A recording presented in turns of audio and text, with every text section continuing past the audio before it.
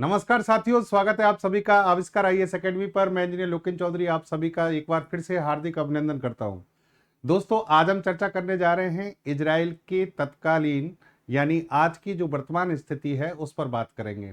Israel के द्वारा Qatar पर हमला किया गया और एक एक चौंकाने वाला हमला था, क्योंकि कतर पर ऐसी उम्मीद किसी को नहीं थी कि कतर जैसे स्टेबल कंट्रीज पर इजराइल हमला कर सकता है। लेकिन इसके पीछे के जो कारण हैं वो बड़े अहम कारण हैं। कतर के बाद यमन पर भी इजराइल के द्वारा हमला किया गया है और अरब कंट्रीज के द्वारा एक सामूहिक रूप से प्रतिक्रियाएं आ रही हैं कि इजराइल ने इस साल ये लगभग 6वें देश पर हमला किया है।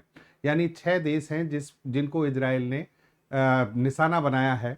तो इजराइल एक तरीके से मिडिल ईस्ट जो है उसको कहा जा रहा है कि युद्ध की स्थिति में धकेल रहा है, लेकिन इजराइल कह रहा है कि ये हमारे अस्तित्व का सवाल है और हम ऑलरेडी वॉर में हैं, यानी युद्ध में हम ऑलरेडी चल रहे हैं, युद्ध हमारा समाप्त नहीं हुआ है।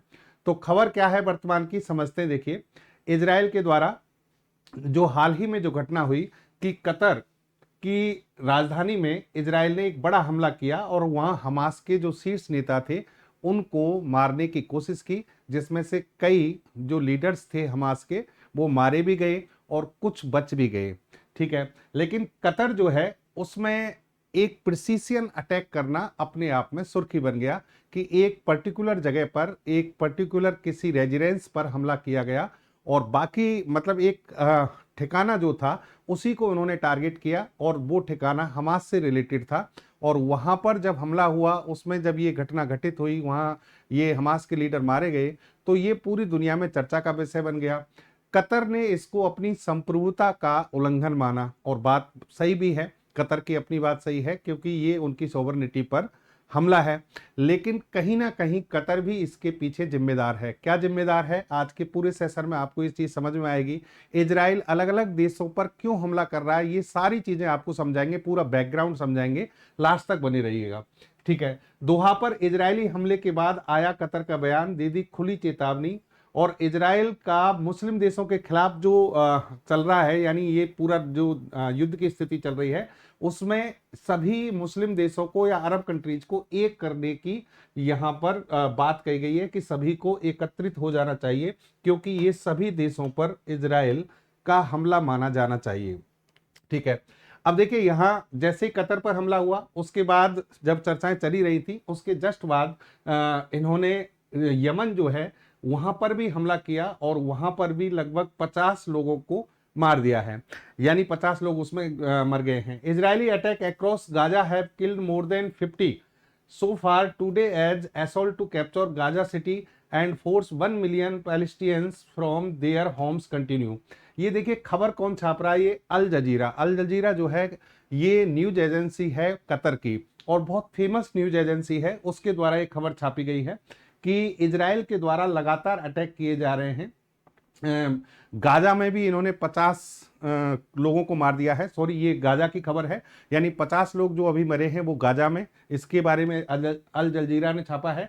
दूसरा, फिर इन्होंने यमन पर भी अटैक किया है। यमन पर यानी पहले कतर, कतर के बाद यमन और गाजा, इन तीनों पर एक साथ हमले हुए हैं एक के बाद एक।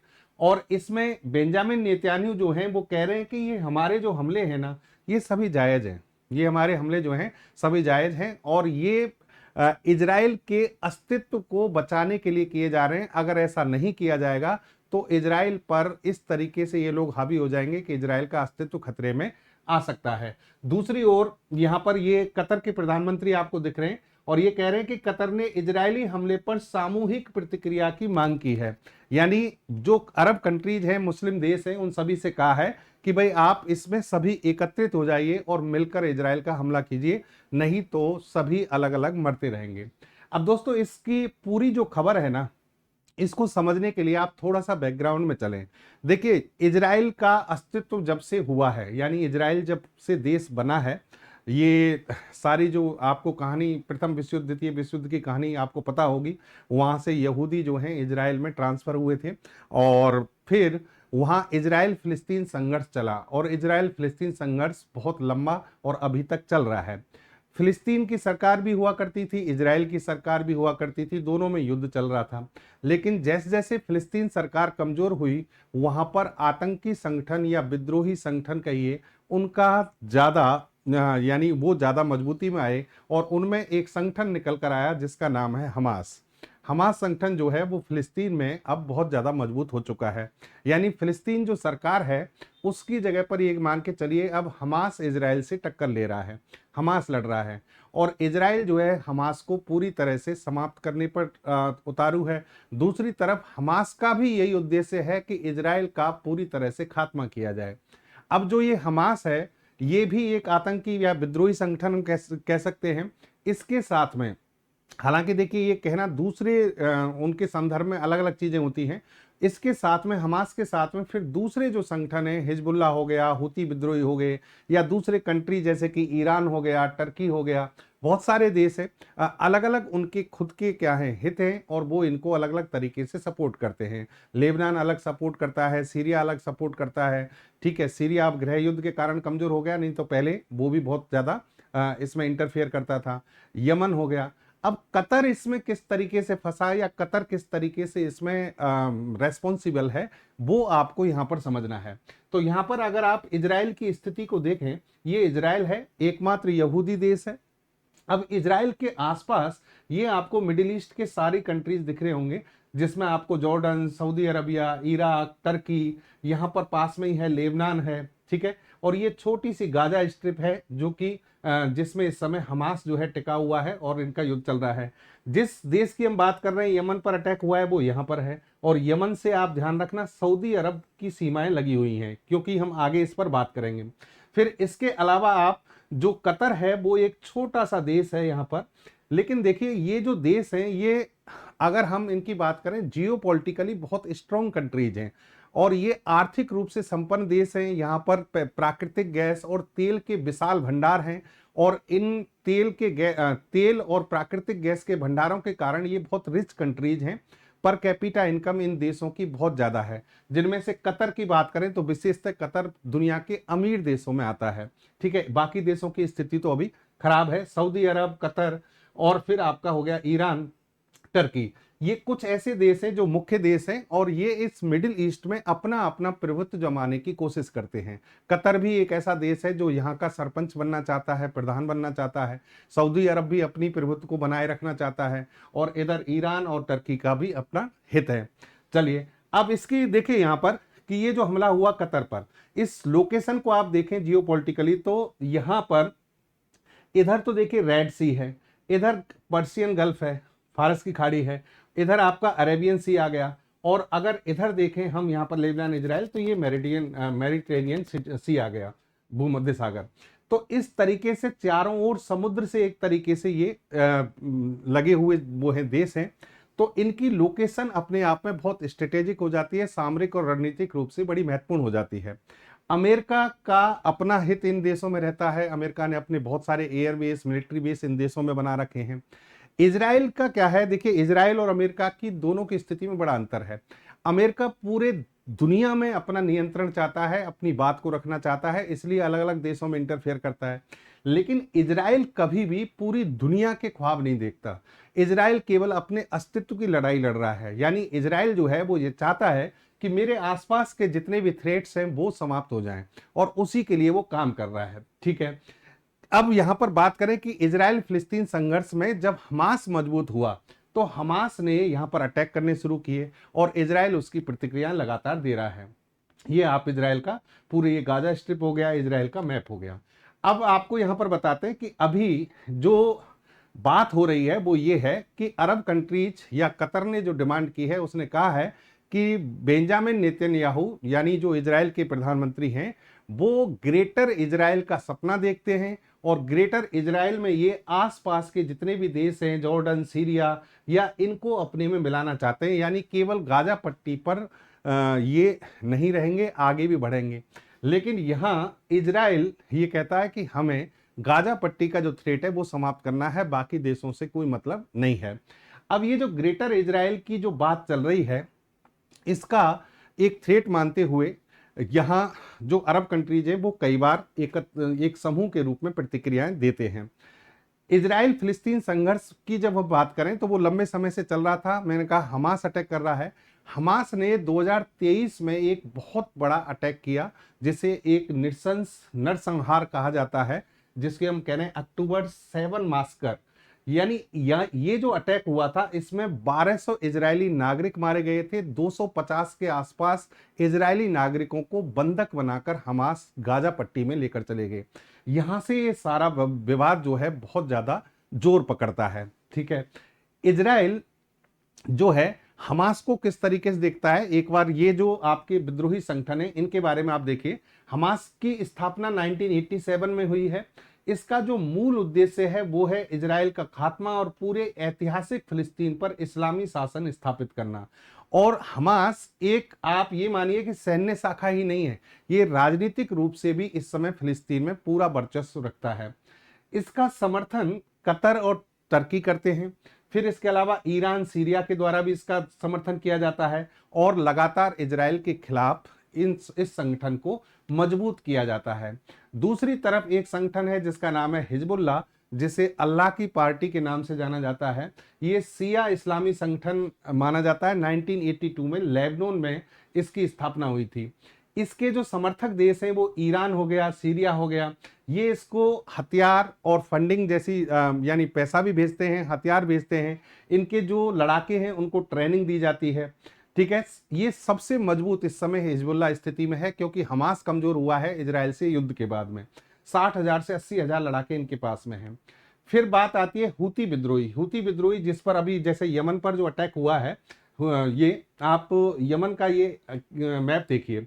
यहाँ पर देखिए, ये जो पहाड़ी क्षेत्र है ना यमन का, ये रेड कलर में आपको दिख रहा है, ये पहाड़ी क्षेत्र है और ये जगह है सादा पहाड़ी क्षेत्र है। यहाँ पर हूती विद्रोहियों का जन्म हुआ। यानी हूती विद्रोही जो है उन्होंने अपना एक संगठन बनाया और ये संगठन सऊदी अरब के बिल्कुल पास में है, क्योंकि ये सीमा लग रही है, तो सऊदी अरब भी इसे अपना थ्रेट मानता है। इसके अलावा ये हूती विद्रोही हिजबुल्लाह या फिर आप कहें हमास, इन सब से भी जुड़े हुए हैं आपस में।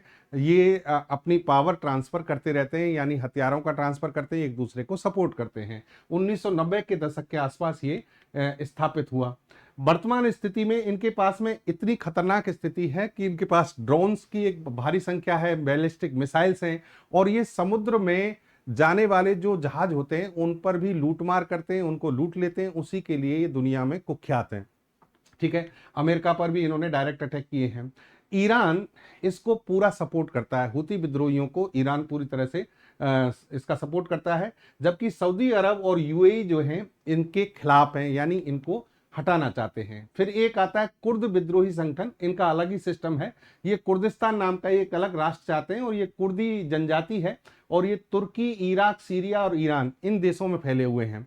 ठीक है, तो ये संगठन आपको मैंने बताए जो जिनसे लड़ाई एक तरीके से ये मिडिल ईस्ट में लगातार चल रही है। कहीं गृह युद्ध चल रहा है, कहीं दो देशों के बीच में युद्ध चल रहा है। अब आते हैं कि जो इजराइल का जो तात्कालिक कारण है कि इजराइल ने कतर पर हमला क्यों किया। देखिए, हमास और इजराइल के बीच में एक शांति वार्ता के लिए अमेरिका पहल कर रहा था और ये शांति वार्ता होने वाली थी। और यहां पर इजराइल ने इनको एक अल्टीमेटम भी दे दिया था कि अब आप हम पर किसी प्रकार का हमला नहीं करेंगे।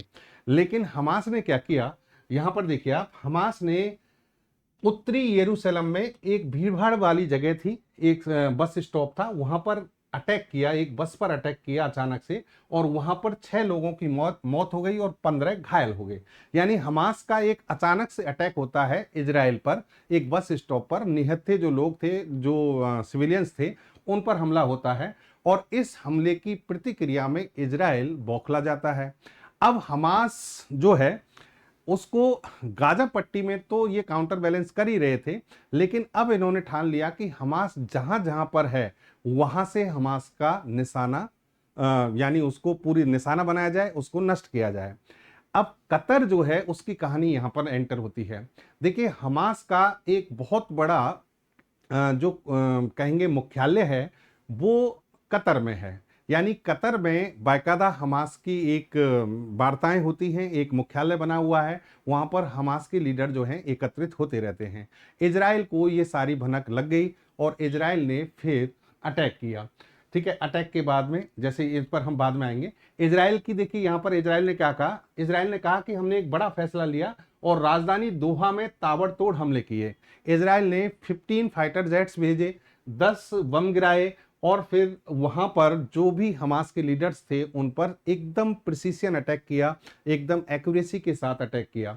इसमें कई लोग हमास के जो हैं वो मारे गए। ठीक है, कौन कौन लोग मारे गए, इसकी पूरी जिम्मेदारी किसने ली, इजराइल डिफेंस फोर्सेज ने ली, इजराइल की सरकार ने ली और बाकायदा कहा कि भाई ये हम अपने अस्तित्व की लड़ाई के लिए हमने ये हमला किया है और हमने हमला करके इतने लोगों को, हमास के लोगों को मारने की कोशिश की है और उतने लोग इसमें मर गए हैं। कौन सी जगह अटैक किया गया, एक हम दोहा में एक कॉम्प्लेक्स था जहां पर ये मीटिंग चल रही थी, वहां अटैक किया गया और अटैक के बाद में पूरी जिम्मेदारी ले ली गई।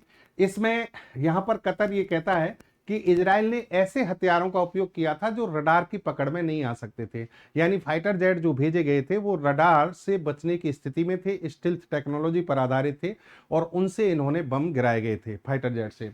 यहां पर जैसे कि स्टैंड ऑफ मिसाइलों की बारे में बात आ रही है, डेली ला क्रूज मिसाइल, स्टिल्थ टेक्नोलॉजी वाली म्यूनिशन का इस्तेमाल यहां पर इजराइल के द्वारा किया गया। ठीक है, कौन कौन था टारगेट, टारगेट था हमास के जो मुख्य वार्ताकार हैं, जो इस समय जो इसके जो टॉप लीडर्स थे उनको, हमास के जो टॉप लीडर्स थे उनको तो पहले ही इजराइल मार चुका है। उसके बाद से यहाँ पर खलील अल हैया, जाबर जबरीन, ये ऐसे जो कई नेता हैं वो इसके मुख्य वार्ताकार के रूप में भूमिका निभा रहे हैं। खलील अल हैया को मारना इनका मेन मकसद था और इसके साथी जितने भी हैं, लेकिन पहली स्थिति में ये कहा गया कि ये मर गए हैं, लेकिन अभी माना जा रहा है कि वो यहां पर बच गया है और इनके बेटे की मौत हो सकता है इसमें हुई हो। ठीक है, प्राइम मिनिस्टर ये देखिए, कतर के प्राइम मिनिस्टर जो हैं शेख मोहम्मद बिन अब्दुल रहमान अल थानी, ये जो हैं इस समय प्राइम मिनिस्टर हैं और फॉरेन अफेयर्स के मिनिस्टर भी हैं। ये 7 मार्च 2023 से कतर की कमान संभाले हुए हैं। अब यहां पर हिजबुल्लाह जो प्रमुख है उसने इजरायली हमलों की निंदा की है। अब हिजबुल्लाह जो है वो भी संगठन इसके साथ में आ रहा है। देखिए बाकी के जितने भी विद्रोही संगठन, मैंने कहा एक दूसरे को सपोर्ट करते हैं, तो हिजबुल्लाह भी इसमें क्या कर रहा है, इसको कंडेम कर रहा है। भारत ने इजराइल पर जो अटैक हुआ था उसको कंडेम किया। भारत के प्रधानमंत्री जो है नरेंद्र मोदी जी, उन्होंने इजराइल पर जो सिविलियंस पर हमला किया गया हमास की तरफ से उसे कंडेम किया और बेंजामिन नेतन्याहू जो है उन्होंने इसे प्रशंसा भी की कि भाई हमें अच्छा लगा कि आपने हमारे साथ खड़े रहे हैं। चलिए अब यहां पर देखिए कि बात आती है कि क्या ये सारा जो झमेला हुआ है क्या इजराइल ने अपनी मर्जी से किया है, क्या इसमें अमेरिका की कोई भूमिका नहीं है। तो बात सीधे सीधे अमेरिका पर आती है। जब इजराइल पर बात आएगी तो अमेरिका को आप साथ में लोगे।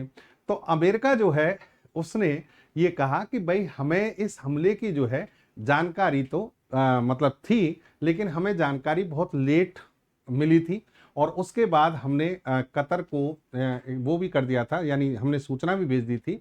लेकिन कतर का कहना है कि इन्होंने सूचना तब भेजी जब हमला हो चुका था। कहने का मतलब अमेरिका इसमें साधने की कोशिश कर रहा है और अमेरिका की तरफ से जो चीजें आ रही हैं, यहां पर Trump says strike on Doha does not advance Israel और अमेरिकाज गोल्स, यानी कतर पर, दोहा पर जो हमला हुआ है उसके लिए या उससे इजराइल या अमेरिका के कोई भी लक्ष्य प्राप्त नहीं होने वाले। मतलब हम ये नहीं चाहते कि भाई कतर पर हमला करें। ये हमला जो है हमास के लिए किया गया इजराइल की तरफ से और इसमें अमेरिका की कोई भागीदारी नहीं है। इस तरीके से अमेरिका बचते हुए नजर आ रहा है। ठीक है, दूसरी तरफ Egypt, Turkey warned Hamas leaders in Qatar before Israeli strike, यानी जो इजिप्ट है और टर्की है, इन दोनों ने कहा कि हमने उनको पहले बताया था, उनको वार्न किया था, चेतावनी दी थी कि आप पर इजरायली अटैक हो सकता है। ठीक है, यहां पर state of Qatar strongly condemn the quarterly Israeli attack that targeted residential, यानी यहाँ जो कतर जो है उसने इसको स्ट्रांगली कंडेम किया है। कंडेम तो करना ही भाई, आपकी संप्रभुता पर क्या हो गया, हमला हुआ है। अब देखिए यहां पर सवाल यही उठ रहा है कि क्या इसकी जो हरी झंडी है वो ट्रंप ने दी थी क्या। अब सवाल ये उठता है कि कतर जो है, अगर देखिए नेटो कंट्रीज जो हैं वो सभी अमेरिका के करीब हैं, लेकिन गैर नेटो कंट्रीज में अगर अमेरिका के सबसे करीब किसी को माना जाता है मिडिल ईस्ट में तो वो कतर है। और कतर में अभी आपने बहुत सुर्खियों में रही डोनाल्ड ट्रंप की यात्रा। डोनाल्ड ट्रंप वहां गए थे और एक महंगा सा गिफ्ट लेके आए थे और कह भी रहे थे कि कोई मूर्ख ही व्यक्ति होगा जो ऐसे गिफ्ट को ठुकराएगा। तो इतना महंगा गिफ्ट वहां कतर से लेकर आए। कतर में इनका एयरबेस भी है, मिडिल ईस्ट का सबसे बड़ा एयरबेस वहीं पर है और वहां पर इनके सैनिकों की देखभाल की जाती है कतर के द्वारा। तो ये सब कुछ होने के बाद क्या अमेरिका ने इसकी झंडी दी है? तो देखिए, अमेरिका के बारे में अगर कोई पर्सनली मुझसे पूछे तो मैं कहूंगा कि अमेरिका ऐसा कर सकता है और अमेरिका के बिना इजराइल ऐसा नहीं कर सकता। उसका कारण है अमेरिका का दोगलापन और विशेषतः डोनाल्ड ट्रंप का दोगलापन दुनिया में किसी से छुपा हुआ नहीं है। ये आदमी कुछ भी कर सकता है, इसको सिर्फ और सिर्फ इस समय व्यापार दिखता है, ट्रेड दिखता है और अपनी स्थिति दिखती है कि अमेरिका को कैसे मजबूत किया जाए। ये अच्छी बात है, लेकिन उसके लिए इतने हद तक चले जाना, अपने डिसीजंस को इतना पलटना, ये पहली बार शायद अमेरिका की हिस्ट्री में हो रहा होगा और इसका विरोध अमेरिका में भी हो रहा है। जैसे कि भारत के पक्ष में देखें तो भारत से जब जो बात चल रही है, अभी अमेरिका की जो विवाद चल रहे हैं ट्रेड उसको लेकर, टैरिफ को लेकर, उसमें अमेरिका के लोगों के द्वारा इसको बहुत ज़्यादा कंडेम किया जा रहा है, बहुत ज़्यादा विवादित बयान इसके खिलाफ दिए जा रहे हैं, लेकिन वो आदमी लगातार गलतियों पे गलतियां करता जा रहा है। चलिए, कतर पर इजरायली हमले से भारत चिंतित, हमास। अब इसमें भारत की टेंशन क्या है? भारत की दोस्तों टेंशन दिया है कि, और ऐसा इजराइल के द्वारा एक बार नहीं कई बार भारत को ऐसी स्थिति में डाला गया है। इसका कारण है कि मिडिल ईस्ट में भारत के कई देशों से अच्छे संबंध हैं, हम उनसे ट्रेड करते हैं, तेल और गैस के लिए उन पर निर्भर हैं, आयात करते हैं वहां से। कतर भी उनमें से एक प्रमुख देश है जिससे भारत के बहुत अच्छे संबंध हैं। इसके अलावा आसपास, चाहे भले ही जैसे अफगानिस्तान का विवाद हो, पाकिस्तान वाले विवाद में तो हम किसी को शामिल नहीं करते, लेकिन जहां भी हमारे छोटे मोटे कोई विवाद होते हैं तो कतर वहां पर एक मध्यस्थ की भूमिका निभाता है और भारत के बहुत अच्छे संबंध हैं। दूसरी तरफ इजराइल से भी अच्छे संबंध हैं हमारे। अब जब हमारे दोनों दोस्त हैं और वो दोनों दोस्त हमारे आपस में लड़ लें तो फिर हमारी स्थिति जो है बड़ी संकट की स्थिति हो जाती है कि अब हम किसका साथ दें। तो ऐसे में प्रधानमंत्री मोदी की जो विदेश नीति है वो वास्तव में बहुत सराहनीय रही है। दोनों चीजों को संभालना इस समय भारत बहुत मजबूती से कर रहा है। तो उम्मीद है इस स्थिति को भी यहां पर संभाल लिया जाएगा और कोई संकट हमारे ऊपर नहीं है। संकट है कि दोस्ती किससे निभाएं, बस यही संकट है। अब देखिए, यहां पर राजनीतिक महत्व समझिए इसका कि कतर पर विवाद, जैसे कि इजराइल ने बहुत से देशों पर अटैक किया है पर इतनी जो चीजें हैं वो कभी नहीं आती, अरब कंट्रीज कभी इकट्ठे नहीं हुए, लेकिन कतर के मामले में जो इनका जो सामूहिक प्रतिक्रिया आ रही है वो इसलिए आ रही है क्योंकि कतर एक बहुत ही महत्वपूर्ण देश है। कतर देखिए, भले आप मैप में देखें बहुत छोटा सा देश है, समुद्र के किनारे बसा हुआ एक छोटा सा देश है, लेकिन कतर जो है ये एलएनजी, लिक्विफाइड नेचुरल गैस का दूसरा सबसे बड़ा निर्यातक देश है। इसकी जीडीपी बहुत स्ट्रांग है, यहाँ पर कैपिटा इनकम इतनी ज्यादा है कि ये वहाँ मतलब सबसे अमीर देशों की गिनतियों में आता है। और फिर मिडिल ईस्ट के जितने भी विवाद हुए हैं उन सब में एक मुख्य मध्यस्थ की भूमिका इसने निभाता आया है और अमेरिका को हमेशा अपने करीब रखता है। अमेरिका को हमेशा एक तरीके से कहिए कि पूरा खुश मिजाजी से उसकी अवगत करता है ताकि अमेरिका इस पर किसी प्रकार का कोई भी कार्य ना करे। जैसे कि यहां पर देखिए आप, विश्व का तीसरा सबसे बड़ा प्राकृतिक गैस निर्यातक है विश्व का। कतर की प्रति व्यक्ति आय दुनिया में सबसे ज्यादा है और इसकी अर्थव्यवस्था वैश्विक स्तर पर बहुत प्रतिस्पर्धी मानी जाती है और इस कारण कतर को आप हल्के में नहीं ले सकते। कतर पर इस तरीके से हमला करना वहां पर एक तरीके से उसकी संप्रभुता के लिए ये यानी प्रश्न चिन्ह बन गया और कतर ने इसको इसलिए स्ट्रांगली कंडेम किया और बाकायदा बाकी के देशों को भी इकट्ठा करने की कोशिश की है। 1995 में बिन खलीफा अल थानी ये सत्ता में आए, शेख हमद बिन खलीफा अल थानी ये सत्ता में आए कतर में, और उसके बाद कतर ने अपनी एक स्वतंत्र विदेश नीति को अपनाया और कतर ने फिर बाकी के देशों के जो मामले थे उनमें इंटरफेयर करना शुरू किया और एक मध्यस्थ देश की भूमिका के रूप में ये आगे आया। विशाल प्राकृतिक गैस और तेल संसाधनों के अलावा इसकी एक न्यूज एजेंसी जिसकी मैं बात कर रहा था, अल जजीरा, इसके माध्यम से ये अपना प्रचार प्रसार करता है। मिडिल ईस्ट के सारे मुद्दों को कतर के फेवर में दिखाने की कोशिश यहां से की जाती है। बहुत सारी ऐसी घटनाएं जिन पर हम प्रकाश डाल सकते हैं, जैसे कि अरब स्प्रिंग एक बहुत बड़ा यहाँ पर मतलब क्या हुआ था, एक विद्रोह हुआ था, एक बहुत बड़ी क्रांति आई थी मिडिल ईस्ट में, वहां पर इसने मुख्य भूमिका निभाई थी। इसके अलावा जैसे मैं एक एक करके आपके इस पर आता हूँ, कुछ जो ये है कि सबसे पहले देखिए अमेरिका तालिबान, अमेरिका और तालिबान के बीच में आपको पता है कि अमेरिका की जो सेना है तालिबान यानी अफगानिस्तान में लंबे समय से टिकी हुई थी और तालिबान उसको हटाने की कोशिश कर रहा था। इनमें किसी प्रकार की सहमति नहीं बन रही थी। सहमति जब बनी तो वो कतर का उसमें बहुत बड़ा रोल था और कतर में बाकायदा ये मीटिंग हुई थी जिसे दोहा समझौता कहते हैं 2020 में। उसके बाद वहां से सेना को हटाया गया था। फिर आप आ जाइए इजराइल हमास संघर्ष, यानी इजराइल और हमास में जो संघर्ष हो रहा है और उसके लिए जो शांति वार्ता होने वाली थी या फिर इससे पहले की जो प्रयास किए गए थे वो भी कतर में ही होने थे। कतर इसने, क्योंकि हमास का यहाँ पर मुख्यालय तो है ही, यानी हमास तो यहाँ बैठता ही है। इजराइल को भी अमेरिका की उससे इन्होंने साथ लाने की कोशिश की थी। दूसरा, लेबनान संकट में भी इन्होंने अपना एक मतलब एक मध्यस्थता की भूमिका निभाई थी। फिर लेबनान आप यहां पर देख सकते हैं बिल्कुल इजराइल के क्या है, पास है। फिर यमन संघर्ष हो जाए, ठीक है, यमन में जो संघर्ष हुआ उसमें इराक बंधक मध्यस्थता, सूडान संघर्ष, इन सभी, कहने का मतलब जितने भी क्षेत्रीय विवाद हुए हैं उन सब में इसकी बड़ी भूमिका रही है। तो दूसरी बात डोनाल्ड ट्रंप की, डोनाल्ड ट्रंप यानी अमेरिका से बहुत अच्छे संबंध हैं। अभी जब डोनाल्ड ट्रंप यहां पर गए तो इन्होंने आलीशान बोइंग 747-8 जंबो जेट, जिसे फ्लाइंग पैलेस के नाम से जाना जाता है, 400 मिलियन डॉलर के आसपास इसकी कीमत है, इसे डोनाल्ड ट्रंप के लिए गिफ्ट किया था। यहां पर डोनाल्ड ट्रंप आपको खुश होते हुए दिख रहे होंगे, वो कह रहे हैं कि कोई मूर्ख ही ठुकराएगा, ठीक है। यानी ये देखिए आप कि वहां से गिफ्ट भी ले रहे हैं और वहां पर हमला करने की अनुमति भी दे रहे हैं। तो इस तरीके से ये हमला हुआ है जिसमें कहीं ना कहीं अमेरिका तो शामिल होगा ही होगा, इसमें तो कोई दोहरा है ही नहीं। तो ये है कहानी दोस्तों आज के पूरे विवाद की। उम्मीद करता हूं कि आपको इजराइल हमास का संघर्ष और इसमें कतर की भूमिका और कतर पर हमला क्यों हुआ ये कहानी समझ में आ गई होगी।